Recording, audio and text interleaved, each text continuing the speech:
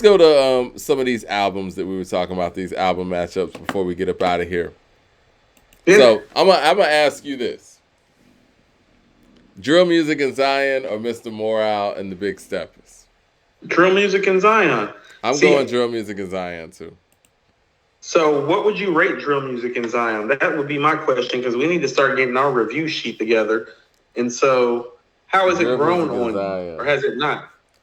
It's growing on me, actually. I mean, I liked it from the jump, but it's one of those that sounds better more and more I listen to it too, because musically I like where he took it also.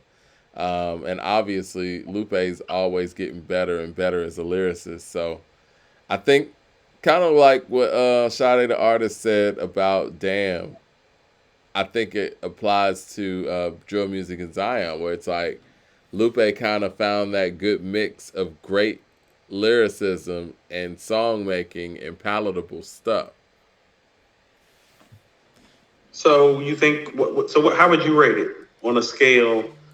Oh man, it's difficult, man. I'm gonna have to, because I don't know where I'm rating Mr. Morale, and Mr. Morale is losing. Mr. Morale is losing steam with me. I listened to the album today, and I was doing a lot of skipping around, to be perfectly honest with you. It's not there, Mike. The songs aren't there. The songs got to be there.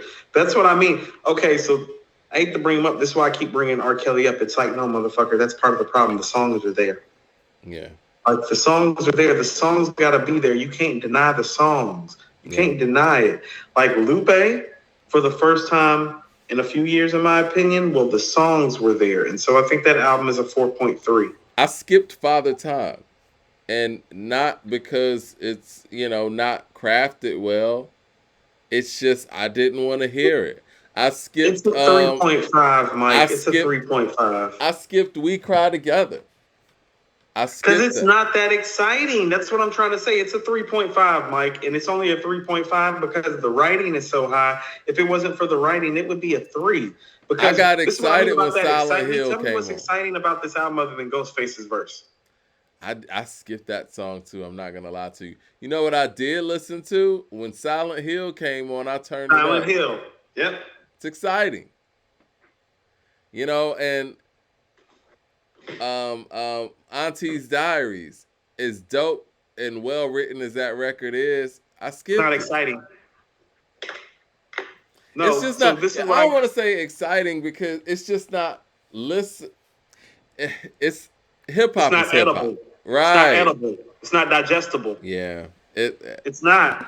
And that's why I told you after listening to this album, I was like, man, I have a whole nother appreciation for whatever he was able to pull off on To Pimp a Butterfly, because these level of songs are so much palatable and digestible. And really all it did is it made me take those songs on To Pimp a Butterfly that I thought were like 4s and 4.25s and make them like 4.5s and 5s, because I'm like, man, he really connected more than I thought he connected, because to convey these messages on song and keep people entertained is hard. If you're part of the music business, you're part of the entertainment business, the excitement factor matters. You can't be boring people with all these topics and all this content. Well, he knows that. To Enter the Wu-Tang again, Mike. Shame on a nigga who tried to run game on a nigga. But Coop. Went buck wild with the trigger. That shit works. It's going to work forever. Coop. He knows this. Have you seen his performance? He knows this more than most people know this. Have you seen his performances on stage? He does nothing but energetic stuff. You saw him at the Super Bowl. He knows his job is to entertain. Damn is the evidence that he knows it, because I can go back and listen to Loyalty now. It's like, oh no, you know what you're doing. Loyalty's great. You know exactly what you're doing and how to deliver. Clayton is asleep with the super chat, says Elephant Man Bones has my favorite production job this year. Cheat Codes is has great highs, but it isn't as consistently dope or as well structured in my opinion. Alchemist is on fire. Okay, let's go to the next one. This is why we're breaking it down. So here's what I would tell you. I tell you the Lupe is a 4.3 to me and an album of the year contender, and the Kendrick's a 3.5. Okay. Benny and Conway. You know what, man? I went back and listened to Tana Talk 4. I'm going to give Tana Talk 4 the edge. I'm going to give it the edge, too. Here's what I would tell you. I know that Benny is probably winning this and not by much. I just gave Lupe a 4.3. Do you think that Tana Talk 4 is better than Lupe's album? I'm going to have to go revisit that. Off top of my head, I say no. I feel like they're the same for different reasons. They're very similar, but if I had to pick reasons. one, I'm just going to give Lupe the lyrical edge. But not by much, because Benny's performance... No, not by much. He's just not Lupe. No, Lupe. That's why I keep saying it's just like when people talk about, oh, well, the lyrical performance is great. Well, it's like, well, he's Lupe. Yeah. CJ Kid with Super Chat says, Coop, don't forget Nas was on 4, 5, 6 top. So that's life. So 4 lyrical albums of 95. I got guns from Italy, smoked trees considerably. Yeah, 4, 5, 6 too. Yeah, he was on right. Wow. A perpendicular angle of a clout war. Yeah. Okay, so we're giving him that one over Conway. The game. See, this is what I'm saying. I'm trying to get some ratings gauge too. That's why I'm asking you. It's like you feel like the Lupe and the Benny are on the same level because I do. I feel like that's kind of like 4.3, but for a different reason. I see somebody in the chat saying not entertaining. I could see that. What's not entertaining? Probably the Lupe. I think that's what he's referring to. I would say that Tana Talk 4 is more entertaining than the previous two. Yeah. By far, without question. But here's what I would tell you is that if the Benny and the Lupe are the 4.3, what's the Conway? Because I feel like the Conway's only a step down. So I would say that's what I mean about parsing it out. Because I think Conway is a solid 4.1-ish. 4.1? So you think there's a little bit of a gap between the Benny and the Conway. So if Benny's a 4.3, the Conway's like a 4.1. Is that fair? I think that's fair. I had Conway down at a 4.2, but I'm with you on the 4.1 because I don't. How about this? It's just the memorable stuff, and I really think that the Jill Scott song had an opportunity to be that. I think that's why he was upset because I'll tell you what.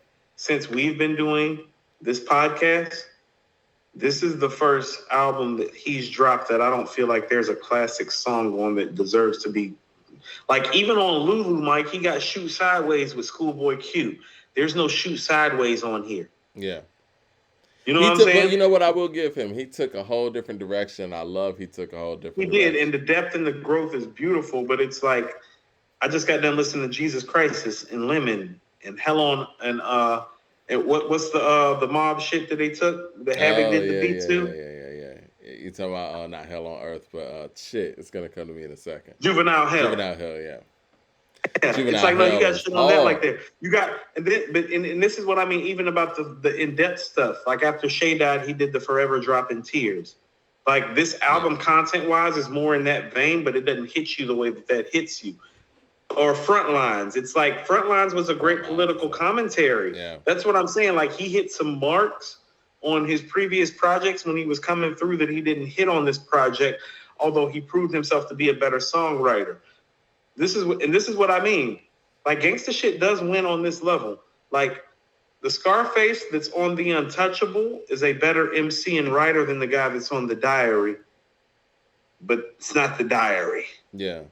Esquire with the super chat says J.I.D has album of the year, all things considered, by far. CJ Kid with the super chat says forget Nas was on Do or Die. So 5. I told you that 94 to 96 run's the best lyrical run ever. Think about this. He's on Eye for an Eye. He's on Verbal Intercourse. He's on Fast Life. He's on More Money, More Murder, More Homicide. And you're telling me that there's a verse on Investigative Reports that didn't come out? That's what I like to call a real 5 for 5. That's incredible. That's incredible. That's his off year. That's the work that's being done between Illmatic. This is the stuff that he's working on after Illmatic while he's recording It Was Written. And I told you, Mike, Gimme Yours, I'm pretty certain that's where Biggie started singing. Gimme Yours is 95. Gimme Yours was all over the mixtape. Biggie's not singing before Gimme Yours. Gimme Yours had him singing. When was Daydreaming? Daydreaming is off the I Am bootleg, so that's after. That's literally 2-3 years after at least. Niggas trying to get at me. No, that's after. That's after Play a Hater. 36. That's what I'm saying. When I'm hearing Play a Hater now, and I'm hearing Biggie sing like some, I'm thinking about it. It's like That's Nas on Give Me Yours. Give me, just give me for the end. Give me what you can't get back. 4 to 5 boroughs. Yeah, that's Nas singing. That's 95. Rap 36 niggas singing hooks Chambers. for other niggas in 95? You're right. Okay, it looks like 36 Chambers has cheat codes over No Fear of Time. Looks like Hold on. he got No Fear of Time, then cheat codes, drill music in Zion, then the Forever Story, Food for Thought, top 5 in that order. So That's a dope top 5. I like it. Part of why we're doing this list is trying to parse out who's what and where and where. Yeah. So let's go to the next one. Game and Pusha. Hold on. CJ Kidd says Nas was on Street Fighter soundtrack, so 6 albums. Yeah. Okay, Pusha T in the Game. I think that one goes to It's Almost Dry. I listened to It's Almost Dry the other day, man. Mm-hmm. There's just records on there that just have no business being on that album. Okay, so hold on. Let's put before you go further, let's pause for a second because we have to be able to rate it properly. We got Lupe and Benny at a 4.3 right now. Is Pusha's album better than that? No. And you know why? Because of the missteps, and the missteps are big. I know we said there's like 3 missteps, but three borderline 4. Yep. And but see, even some of the stuff that should have made 3 and a push. 3 and a push, Mike. Right. We got 3 push. We got 3 and a push. But see, the thing is, man, it's like even the stuff that made it, I would say, how many great songs would you say is on that album? I'd say 2 or 3. Mike, no, I'm saying 4. I'm saying 4. No, I've said this. If you're talking about great songs, great, Brambleton and Let the Smokers Shine the Coop and Diet Coke are great. Those are the 3 I was thinking. I actually like Hear Me Clearly a lot. Malice is really, really good, almost great, and that's mostly because of Malice's performance, not because of the beat and because of Push. So he got 3 and a push on there. Neck and Wrist is dope. It's not great. So if you're talking about great, Brambleton, Let the Smokers Shine the Coop, and Diet Coke are great. Yeah. Mad Max and this is what I would submit to you is that I don't know how many of those records would make his greatest hits. That's what I'm saying. If he were to do a greatest hits, how many of those records would make it on Daytona? That's what I mean.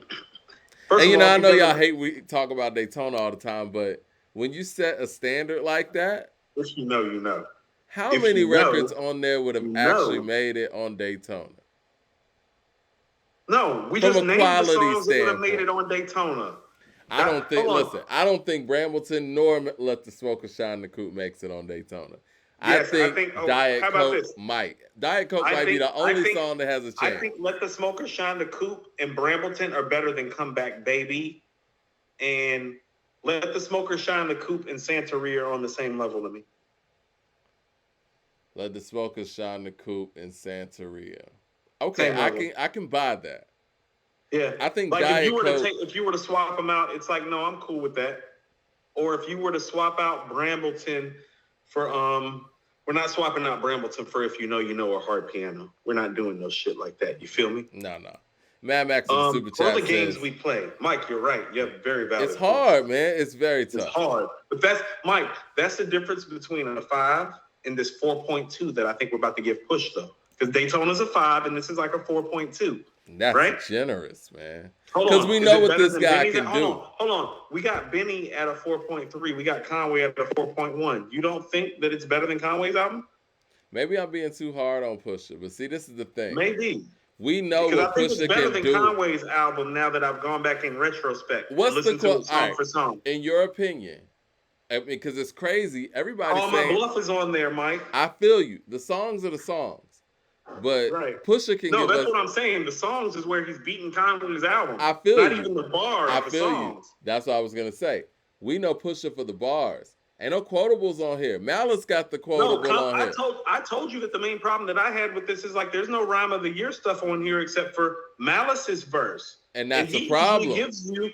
No, it is because he's an upper echelon lyricist. So Conway's bars are better, but his songs aren't better. So is it the same rating? Pusha pulls up and gets you a verse like So Appalled.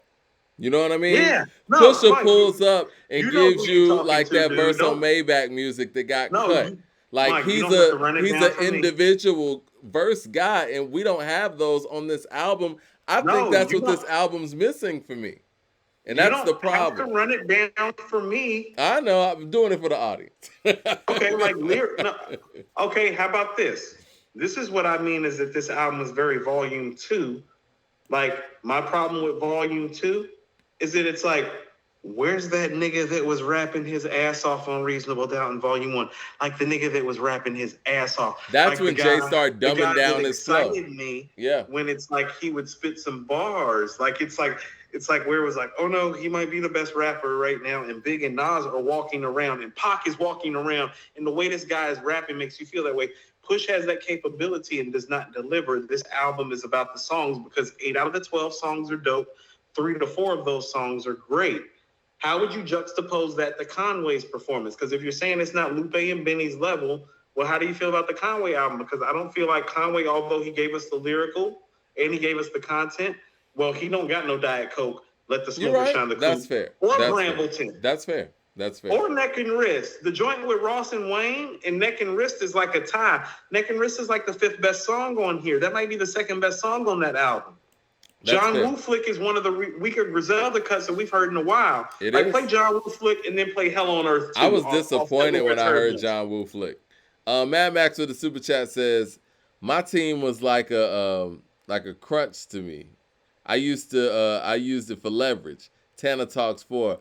Benny was talking on that album. Yeah, I mean, No, Benny we've got the already bars given in Benny it. the nod, and we're not rating it as high. But what is the Push's album then? Because we got Conway at a 4.1. Is it that, or is it a step above? Because I would tell you it's a step above the Conway, but a step below the Benny and the Lupe. So I'd have it at a 4.2. I'm with that. I think that's a good Okay, argument. so it's a 4.2. CJ Kid says, where do you guys rank the I Am OG double disc? To his second best album. Is that his second best album? Yes, it is. I told you if the original format goes, Illmatic, it was written in the original version of I Am. In his catalog, it goes Illmatic, I Am. It was written. And then you get to the other stuff like Stillmatic, Godson, Life is Good, KD2. Magic is somewhere in that upper echelon conversation, in my opinion, too. So is KD2. What a catalog. But it's stupid if he releases the original version of I Am. If he releases the original version of I Am, it supersedes Rakim's run for the best 3 album start. T Netty with the super chat says Malik and Hub died and Thought didn't have any content to talk about. Game did a whole song about Nipsey, his kids, and gang life. Where does creativity in cheat code? That's really interesting. I didn't think about that. And what did he say? Let's break that up again. Let's read that again. I'm sorry. I said Malik and Hub died and Thought didn't have any content to talk about. Identical deaths. Game did a whole song about Nipsey and his kids and gang life. Where's the creativity in cheat codes? First of all, the Roots have addressed some of Malik's addiction while he was alive on record on some of their albums, so it might be a touchy place. Yeah. Because they might be feeling like if it were not for the drug and alcohol abuse, he would still be here. And so you might want to give them time to unpack those emotions, seeing how they literally grew up, came up, and became rich and famous with that guy, and he's not here anymore. 36 Chambers. Like we gotta be human beings too, and it's like I don't know if I want to hear Thought talk about Malik B yet. Maybe he hadn't had time to process it, and maybe he wants it to be organic and feel natural. Like one of the beautiful moments on the Dirty tape, on the Purple tape too, is Ason Jones, and think about how long Dirty's been gone before Ray spoke on it. It didn't change anything about it. He spoke when he was ready. Let him speak when they're ready. 36 Chambers with the super chat says it's almost dry, had the fat trimmed, and was the 7 best records and better sequence. It could have honestly been album of the year, no question. Brambleton, best intro this year. I agree with the Brambleton being the best intro this year. I told you, Mike, he's bringing up the shit that's off the Lord Willing album on this. So he's feeling like, I don't care what anybody says. That interview did something to him because he's talking about shit that he's talking about on Lord Willing. He never goes back. Like, he's one of those artists that never retracts. He didn't just go back, Mike. He went back to the beginning. KD says, y'all are violating Conway's album. That Jill Scott record was amazing. Got to give him credit for the tear gas. Lock and Load. It was crazy intro too. Okay, I love Lock and Load, but here's the reality of the matter, and people have brought it up. If we're gonna like split hairs, he got Siegel on there, and it's Siegel, but the voice. And then it's like, why are you starting off an album with Siegel when you got Griselda, and also when you're Conway? Nas starts off KD too, with The Pressure, and with Death Row East, and with 40 Side. It's Nas, and then he gets into features. Great artist, all-time great artist, the way Conway wants to be held. If you want to be held by all-time great standards, don't start off your album with Beanie Siegel closing out your song and then go immediately into a song with Ross and Wayne. All due respect. CJ Kidd with the $20 super chat. Appreciate that. Good looking. He said, which album showcase the dark and gritty, depressing soundscape of these albums the best? I guess it's Dark and Hell is Hot, Marshall Mathers LP, Murder Was the Case, the infamous All We Got Is Us, The Diary of Machiavelli, OST. You know what? I'm going It's Dark and Hell is Hot or The Diary, but I'm leaning more towards Dark and Hell is Hot. I was actually thinking, depending on how you feel and where you're from, those are the two that I thought of too. Yeah. I mean, even when, man, it's so many moments on this Dark and Hell is Hot. And the fact that he balanced it out with everything else the Def Jam needed to sell the record as well. You know, it's incredible. No, it's a bunch of moments. Nas the Goat with the super chat says, sorry, but Johnny P's Caddy was the best intro. Okay. No, and I didn't love that he started his album off that way. That's what I'm saying. Yeah. That's one of the things that hurt him too. Is that like, well, your first track might be the song of the year, but it's like, yeah, that's Cole, and Cole's a legend, and Cole blistered you a little bit. You know what I'm saying? To start your album off. A little bit. Like, Cole gave you a little bit of work to start your album off, nigga. It's like, nah. Like, for real talk, if Beans had his voice, Beans gave Conway a little bit of work to start his album off. It's like, I don't want to hear another nigga giving you work to start your album off. Jay Short said, is Shay Noir lyricist of the year?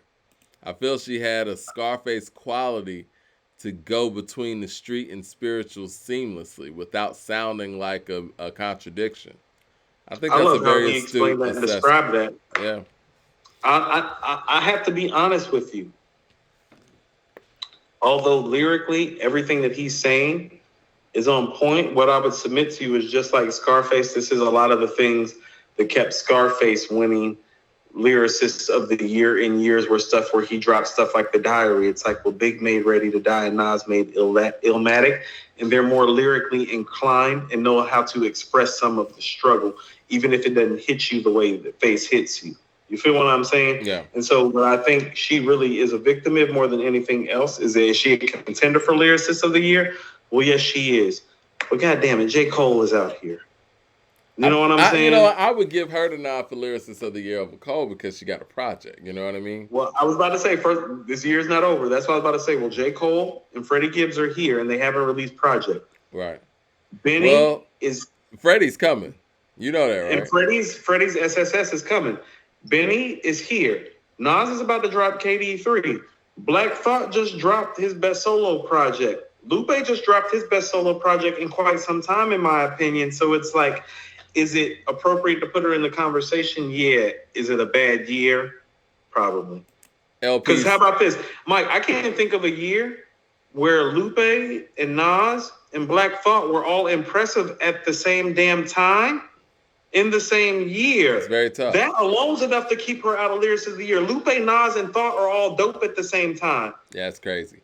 LP with the super chat says, Thought should have spoken on Jaguar Wright's accusations. What did she say? You don't know what? Jaguar Wright said all kind of stuff. You know what? I think Jaguar Wright and Azalea Banks need a podcast.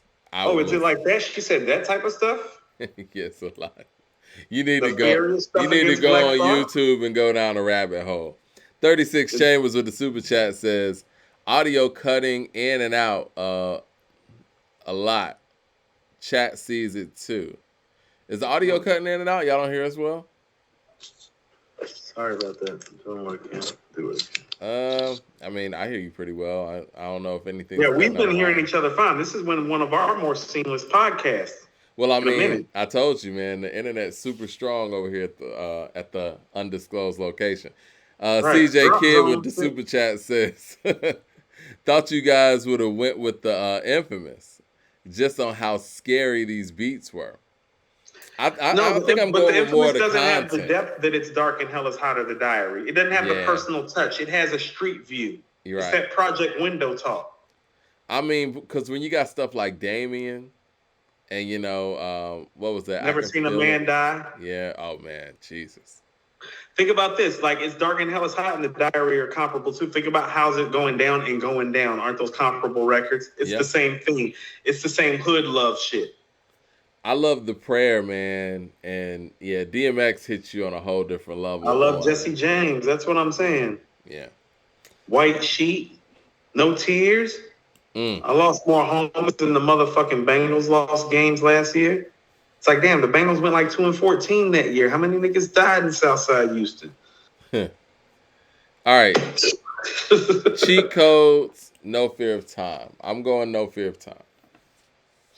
But I think these could be number 1 and 2, honestly. And it probably is 1 and 2.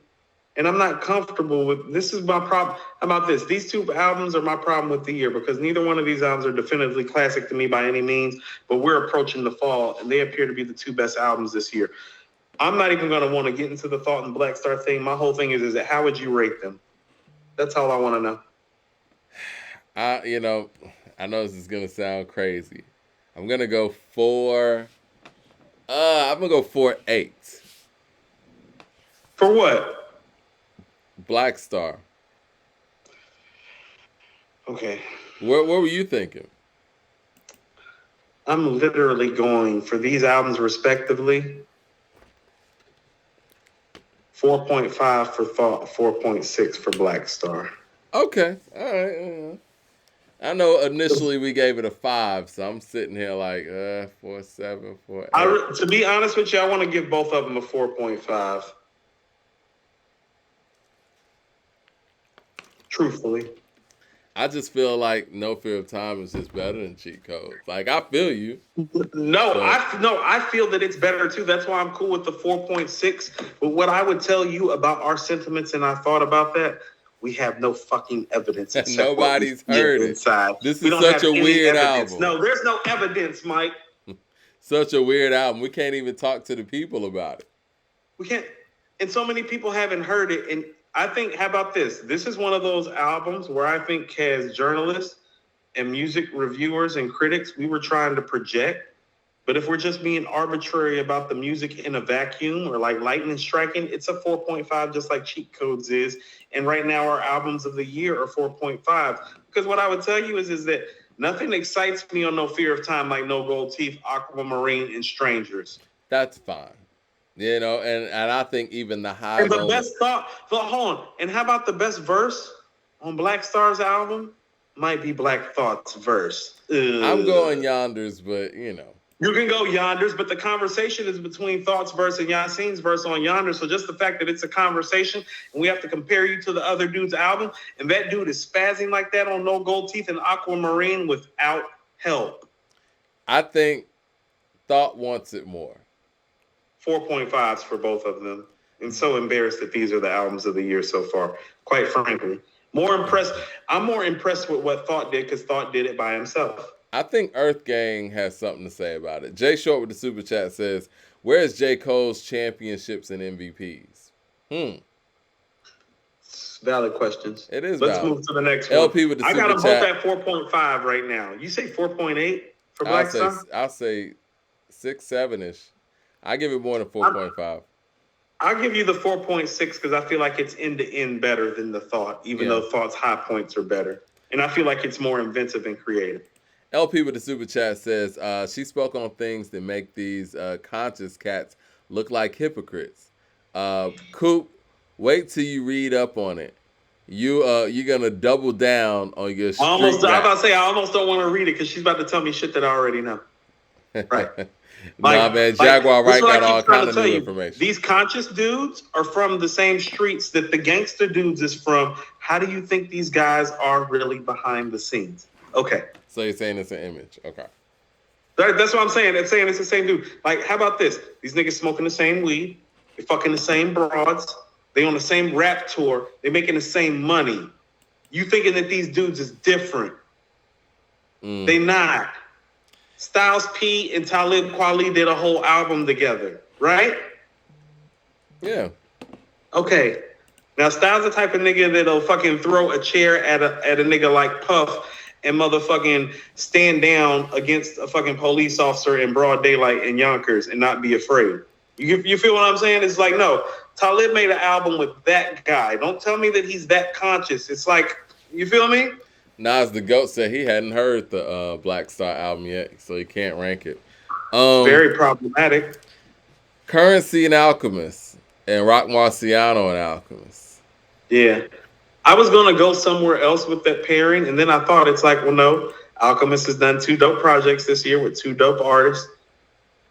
You know what I hear when I hear this? I'm going to go with Currensy and Alchemist. I am too, but you want to know what I really hear, Mike?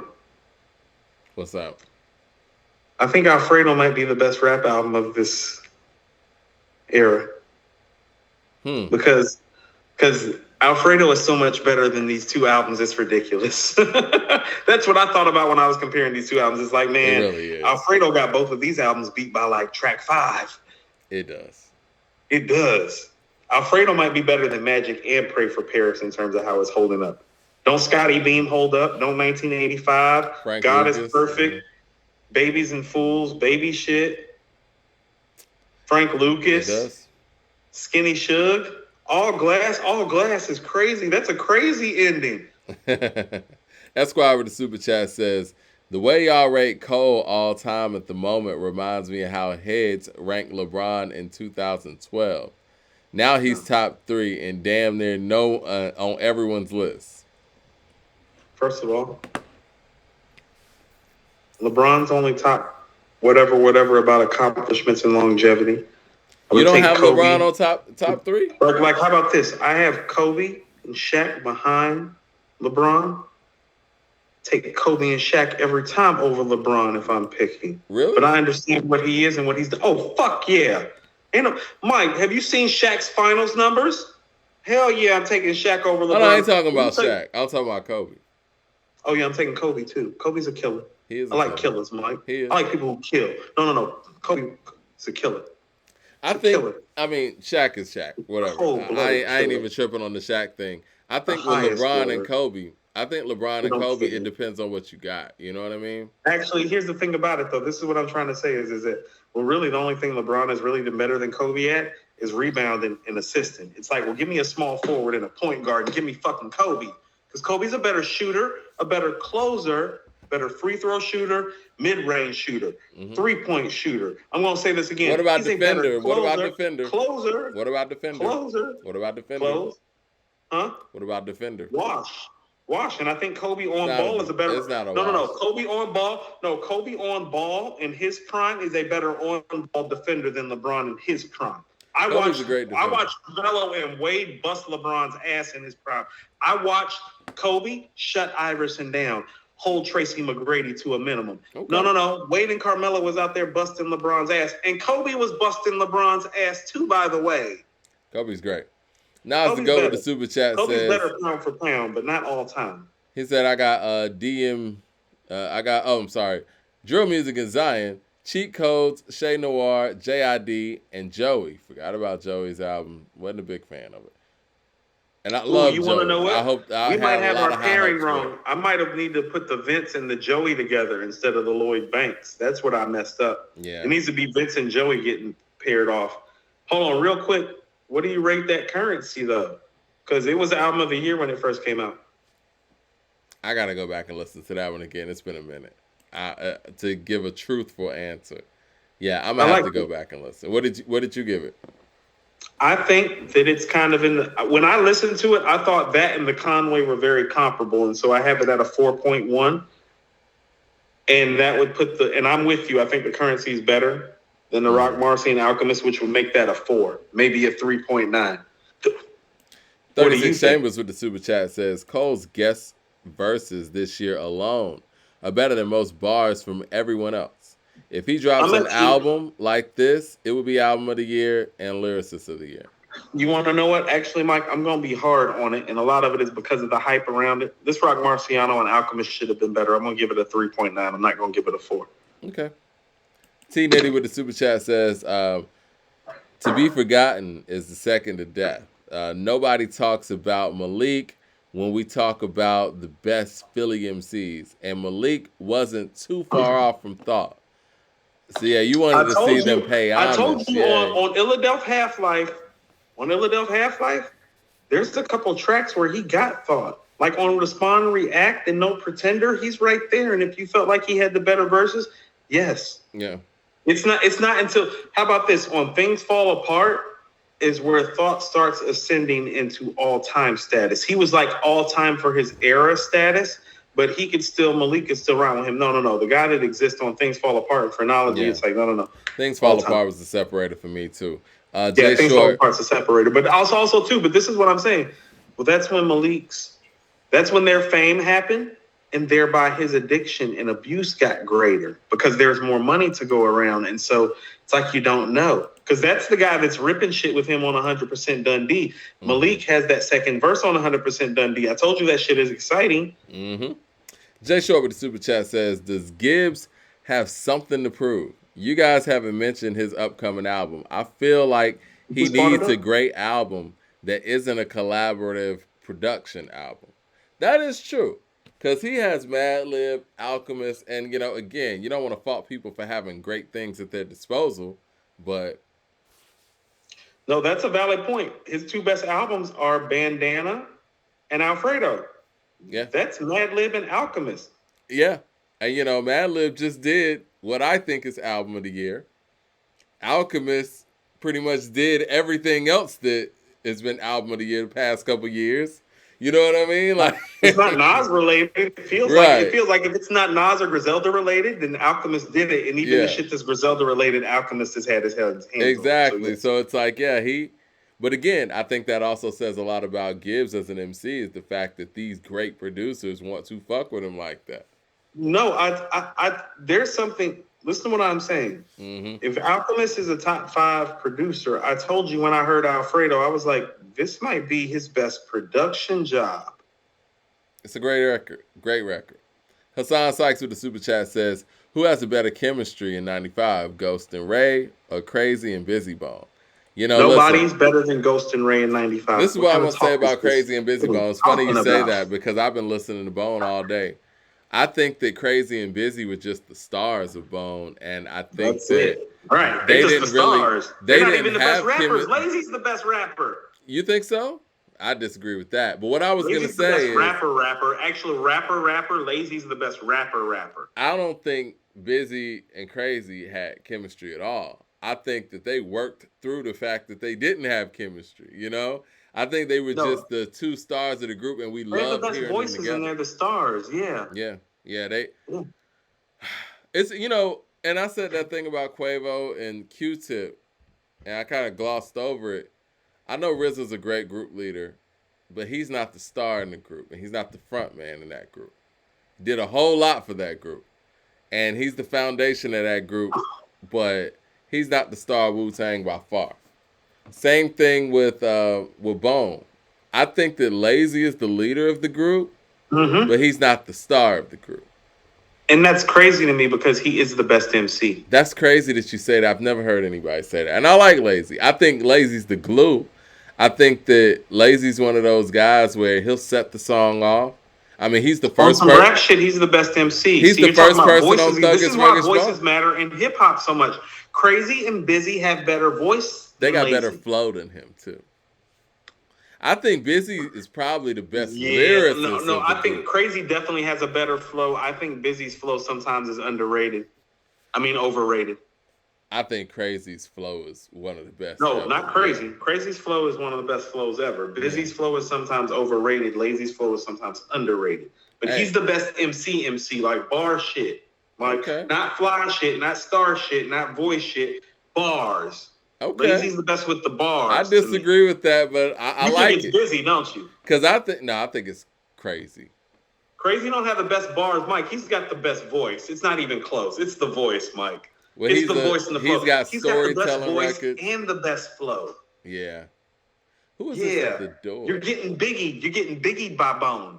Yeah. He's got the best voice and the best flow. So you're like, oh, he raps better than Nas. It's like, no.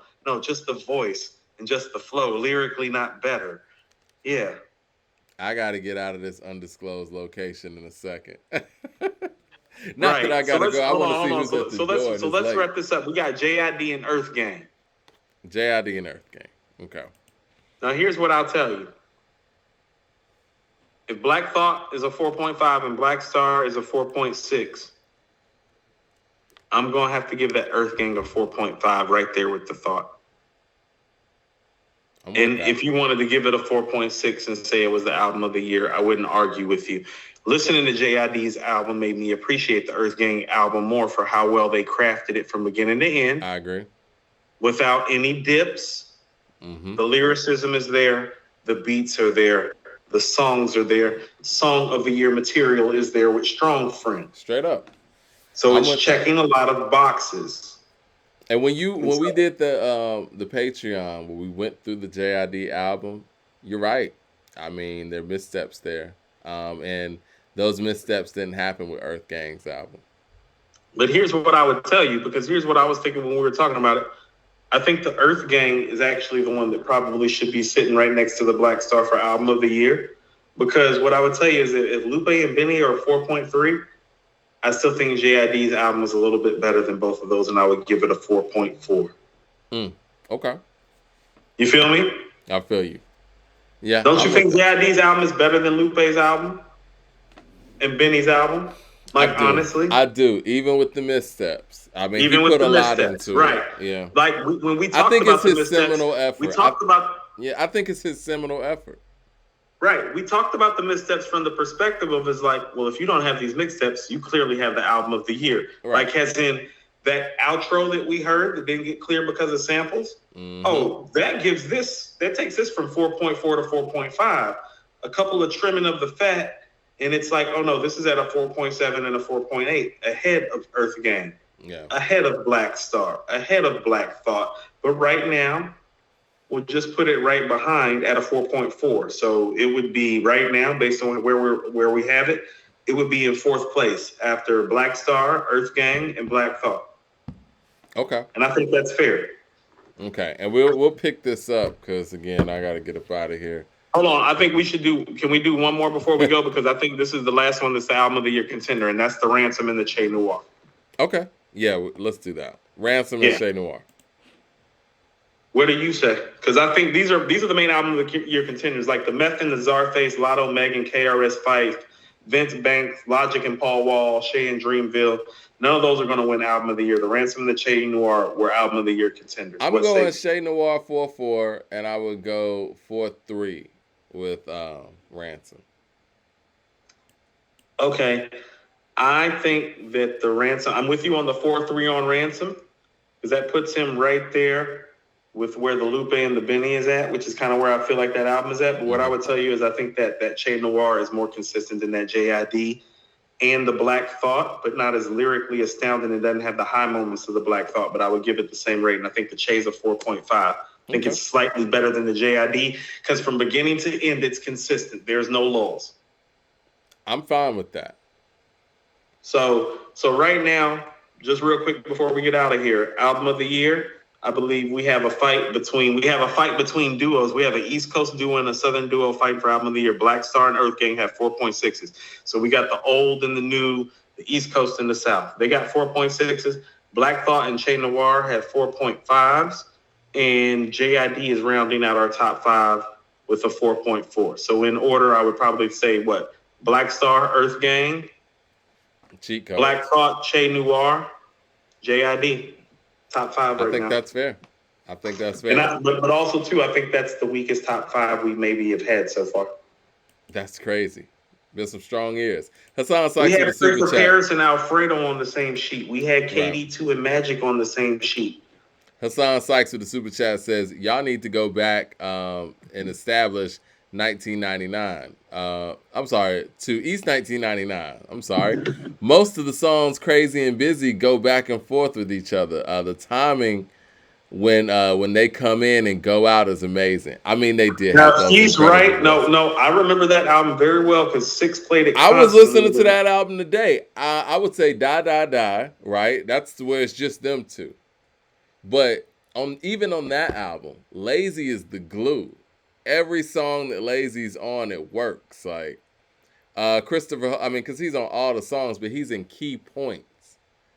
Christopher Hogan with the super chat says, Freddie has a great catalog since 2012. He really does. If we want to talk about best catalogs of the past 10 years. Hold on. Bandana and Alfredo is just superior to all the other stuff, Mike. It is. He's consistent as hell. He is. He's one of those guys. How about this? He's one of those guys that started off making 3.5s, and then his 3.5s turned into 4s, and then his 4s turned into 4.5s, and then he started making like 5 shit the last few years. But also, too, we ain't heard Alfredo. People have to understand this. It's been 2.5 years since we heard a Gibbs album. Alfredo came out when we started this podcast, which was 2.5 years ago. It's real. Alfredo came out in April of 2020. I'm looking forward to it. Oh, yeah. SSS. Oh, I'm looking forward to it. I hope Black Illuminati with Kisses on there. You can still bang that. It should be. All right, well, let me get up out of here, man. Y'all have a great weekend. I got to get out of this undisclosed location. I got to get some food. I haven't eaten anything all day, bro. Oh, no. If y'all can see. You see what I was doing when you was like, I can't see you, Coop. It's like, no, I had to eat something right quick. We're going to be on here for a minute. Yeah. All right, well, we're going to holler at y'all, man. Great show. All right, bet.